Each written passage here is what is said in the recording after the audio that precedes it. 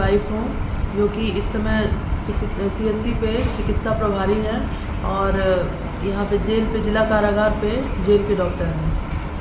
मैं यहाँ पे सिर्फ ये बताना चाहती हूँ कि मैं कुछ समय पहले पिछले 2 साल से कुछ दिनों तक जेल पे रही थी, क्वार्टर जो जेल पे है। उसके बाद फिर मैं कुछ दिनों बाद चली गई वहाँ।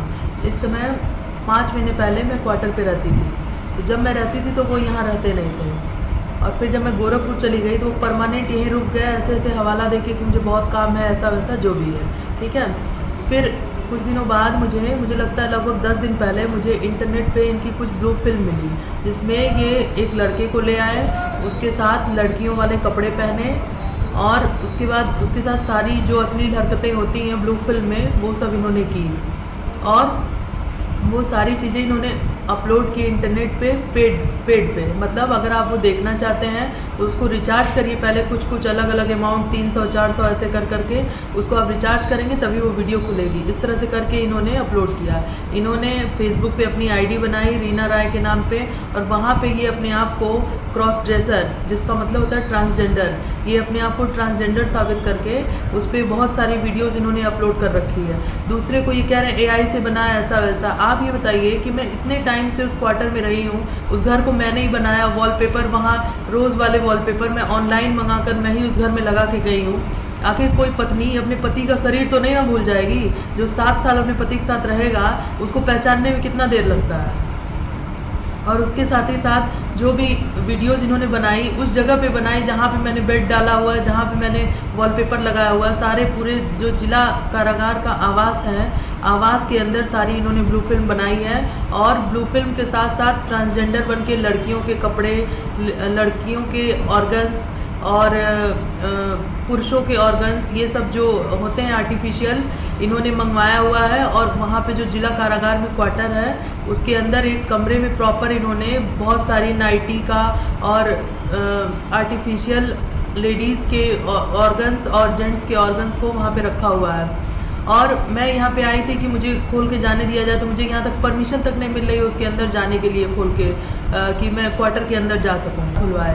जिसके बाद सारे सबूत रंगे हाथ मिल जाएंगे कि वहाँ लड़कियों के कपड़े, नाइटीज़ तथा लेडीज़ और जेंट्स के आर्टिफिशियल ऑर्गन्स रखे गए हैं, जिसका उपयोग करके उन ऑर्गन्स का भी आप परीक्षण करवा सकते हैं, जिससे ज़रूर इनके या उस लड़के के जो दूसरा लड़का है उनके सीमेन आपको मिल जाएंगे उसके ऑर्गन के टेस्ट करवाने के बाद। और सारे जो भी इनकी नाइटी, लेडीज़ के तैयार होने का सामान, बिंदी, लिपस्टिक, मास्क, सब कुछ उस घर में अवेलेबल है। और मुझे वहाँ पे सिर्फ इसलिए नहीं जाने दिया जा रहा है, तरह तरह से रोका जा रहा है ताकि मेरे पहुँचने से पहले वो सारे साक्ष्य वहाँ से मिटा दें।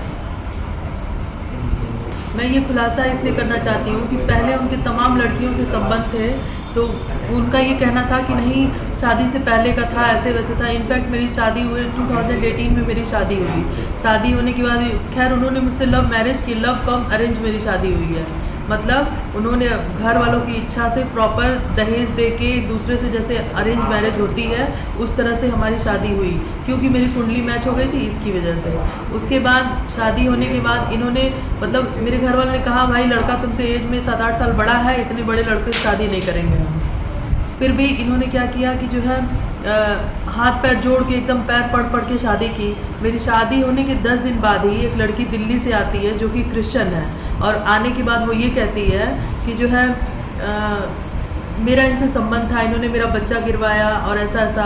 गोरखपुर के महिला थाने में वो कंप्लेन भी लॉन्च की और तमाम चीज़ हुआ। उसका ये कहना था कि मैं सोचिए अगर दिल्ली से कोई लड़की यहाँ तक आ रही है तो बिना किसी साक्ष्य के तो आएगी नहीं। उसके पास जो भी इनके खिलाफ साक्ष्य थे, इन्होंने सारा उसका मोबाइल ज़बरदस्ती छीन के उसे थप्पड़ वप्पड़ मार के नदी में फेंक दिया उसका मोबाइल। उसके बाद मेरे सामने और मेरे घर वालों के सामने अपने दोस्तों की बुराई करके और उस लड़की की बुराई करके कि मेरी प्रॉपर्टी के लिए आई। हर कोई व्यक्ति जो इन लोग से डायरेक्ट हाय हेलो भी कर दे तो तुरंत उसके ऊपर इल्ज़ाम लगाने लगते हैं मेरी प्रॉपर्टी के लिए कर रही, प्रॉपर्टी के लिए कर रही है। अरे किसी की इज्जत नहीं प्यारी है? मेरा तो ये था, मैं तो इनसे शादी करने के लिए भी तैयार नहीं थी, इतना इन्होंने कर दिया था। इन्होंने, आप सोचिए कि इन्होंने मुझसे लव मैरिज की, उसके बाद शादी के बाद ये बोलते हैं अगर मैं तुमसे शादी नहीं करता तो मेरे पिताजी सुसाइड कर लेते हैं। आप बताइए कोई लड़का किसी लड़की से अपनी स्वेच्छा से शादी कर रहा है, उसके पिताजी क्यों सुसाइड करेंगे? इसलिए क्योंकि इनके पिताजी इनकी कुछ हरकतें जानते होंगे, ये होमोसेक्सुअल है, इनका औरतों से भी संबंध है, आदमियों से भी संबंध है। तो उनके पिताजी को बस शुरू से ये चाहिए था, मुझे पोता चाहिए, पोता चाहिए, इसके लिए एकदम पीछे पड़े हुए थे वो। चूँकि शादी हुई